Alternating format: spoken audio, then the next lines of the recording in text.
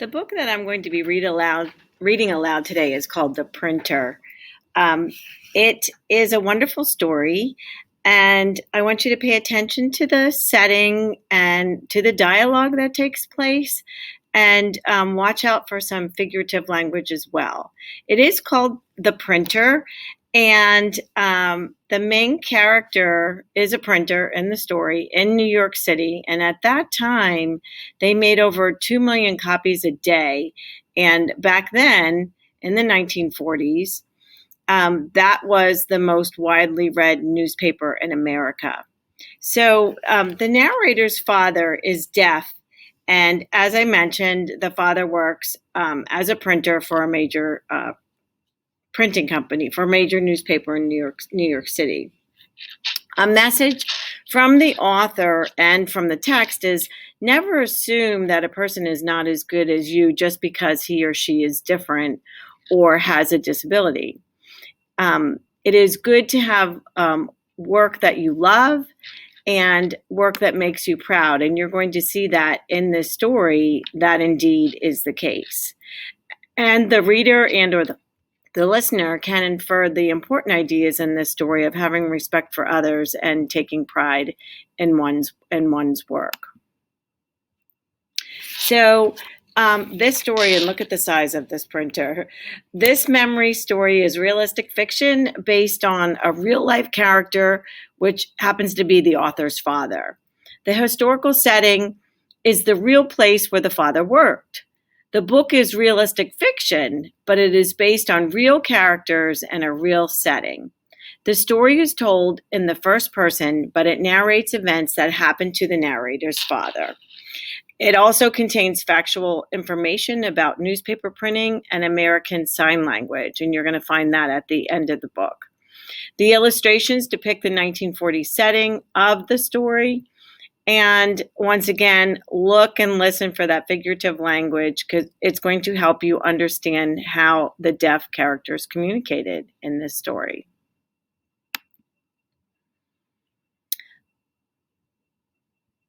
Sadly enough, you're going to see that the workers at the newspaper mostly just ignored his father, the main character, simply because he was deaf.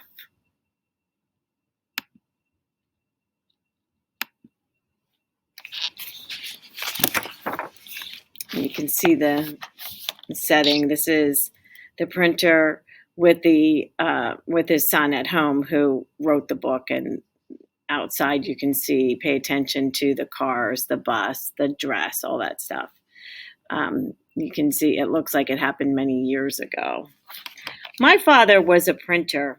He wore a printer's four-cornered newspaper hat. Every day after work, he brought home the next day's paper. After reading it, he always folded a page into a small hat and gently placed it on my head. I would not take off my newspaper hat until bedtime.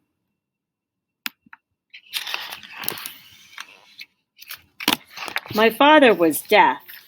Though he could not hear, he felt through the soles of his shoes the pounding and the rumbling of the giant printing presses that daily spat out the newspaper he helped create.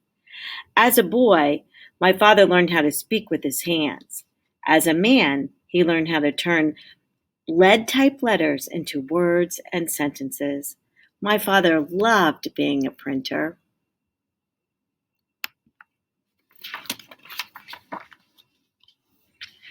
Sometimes my father felt sad about the way he was treated by his fellow workers who could hear. Because they couldn't talk to him with their hands, they seemed to ignore him. Years went by as my father and the hearing printers worked side by side.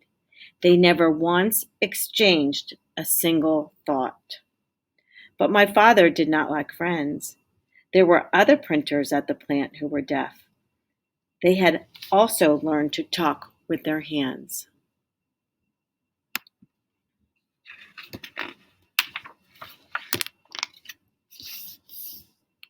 One day, while the giant presses ran, their noises shutting out all other sounds, my father spotted a fire flickering in the far corner of the press room. The fire was spreading quickly, silently. Suddenly, the wood floors burst into flame.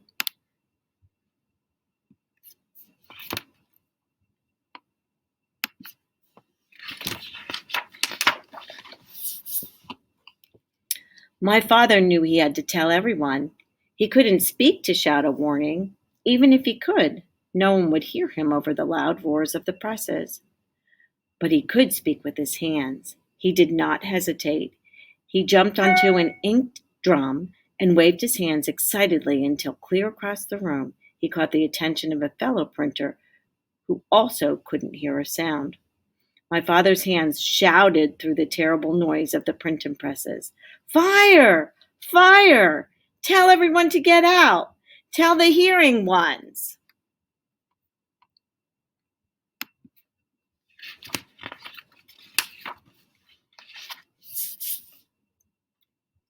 His friend climbed onto a huge roll of newspaper. His fingers screamed to the other deaf workers, Fire! Fire! Tell the hearing ones!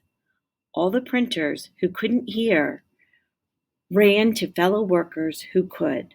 They pointed to the fire, which had now spread to the wall next to the only exit.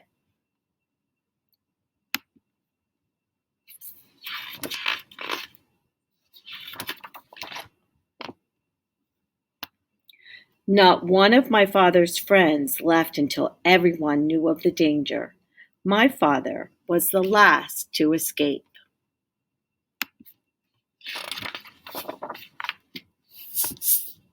By the time everyone had fled, the fire, feeding on huge quantities of paper, had engulfed the enormous plant. The giant presses, some still spewing out burning sheets of newspaper, had fallen partly through the floor. Great shafts of flame shot out of the bursting windows.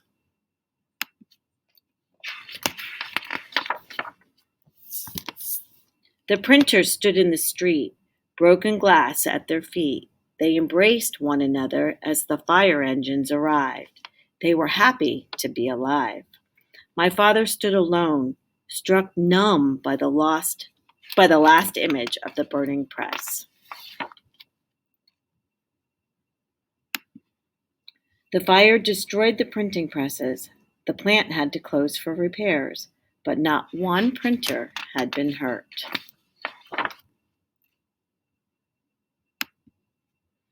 When the printing plant finally reopened, my father went back to the work he loved. The news presses were switched on and roared into life.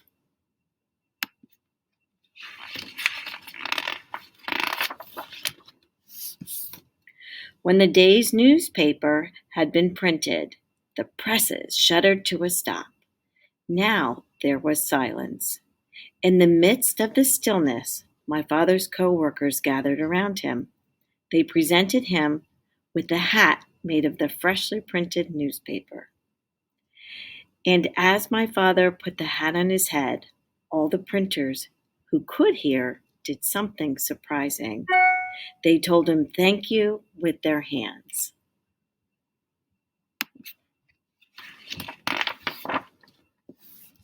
That night, my father picked up the newspaper hat that his fellow printers had given him. After adjusting the four corners, he placed it gently on my head.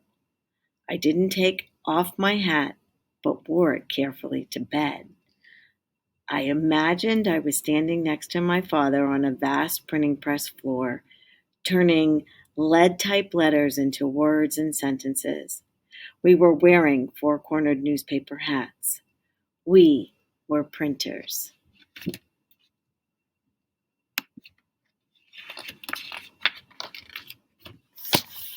Now this section, the author's note, has a lot of interesting information for you. This story is a work of fiction. Parts of it, however, are based in truth. My father was a printer. He worked in the composing room of the New York Daily News for over 40 years. It was the only job he ever had, and he loved it. In the mid-1940s, which is the time setting for this story, Newspapers were the key source of daily news for Americans. Television, computers, and the internet, as we know them today, were yet to be invented. Newspapers were read by 85% of the American people. My father was understandably proud of his daily contribution, composing a single page of a great metropolitan newspaper that would be reproduced on giant printing presses 2 million times a day. My father was deaf. His parents and siblings could hear. Because he could not fully communicate with them, he often felt lonely, even though they loved him dearly. But he had no words to express how he felt. While my father was still a young boy, his parents sent him to live in a deaf school. There he learned sign language, the language of the deaf. Every hour of every day, he eagerly learned new words. Now he could listen to others and tell them how he felt, how he thought, and finally, how he imagined he would live in the hearing world. In the early 1900s, when my father was a young boy, many hearing people thought that the deaf could not learn as well as the hearing. In those days, deaf children were usually taught how to work with their hands. My father and many others were taught to be printers. This was viewed as the ideal trade for the deaf since printing was a very noisy business. My father worked in the composing room. He assembled hot metal lines of type. They're called slugs, which he created on a loud, clattering linotype machine. This was a heavy iron device with a keyboard similar to a newspaper. My father arranged the slugs along with loose metal type into a metal frame. The metal frame was then used to create a printing plate that would eventually be attached to a printing press, another noisy machine that was as large as a small house. When I was a small boy, my father took me to the place where he worked. The New York Daily News building appeared to me to be like a concrete mountain. No matter how far back I tilted my head, I could never see where it ended. When my father took me around the press room, I had to put the ends of my fingers in my ears to muffle the noise. When the presses were rolling, they were as loud as a herd of thundering elephants. Printers did wear the four-cornered newspaper hats in the 1940s, and they still wear them today. The hat protects the printer's hair from the fine particles of ink that the high-speed presses spray into the air. My father often made hats for me when I was a young boy, to my great delight. My father and I communicated with each other using American Sign Language, or ASL for short. It was the first language I learned as a child. ASL uses precise hand positions along with facial expressions as well as movement of the arms, shoulders, and even the entire body. The word fire is used several times in the story. It is signed by wiggling the 5 fingers of each hand while the hands move up and down. This movement suggests the many tongues of flame leaping from the heart of the fire. In ASL, just as in English, fire can be better described by the use of adjectives such as big or great. In this story, the printer wiggled his 10 fingers vigorously while raising and lowering his hands steeply and rapidly to signal the intensity of the fire in the printing press room. The expression on the printer's face also helped convey a sense of urgency to the others. And then in the back of the book, they have a page that shows how to make a printer's hat. So I have some other pages about the linotype machines and showing some slugs as well. And there is the hat that I'm referring to. So that is the end of the story. And for our students at our school, you are going to have to answer some questions. And you'll see in a few slides, what message do you think Myron Olberg wants to share with readers about people who are different or who have disabilities like deafness. And also, the printer's hat has a practical use, but in the story, it also stands for an idea. What ideas does the printer's hat stand for to Myron? What does it stand for to his father? Why is it important to take pride in your work? That was another question that you'll be answering.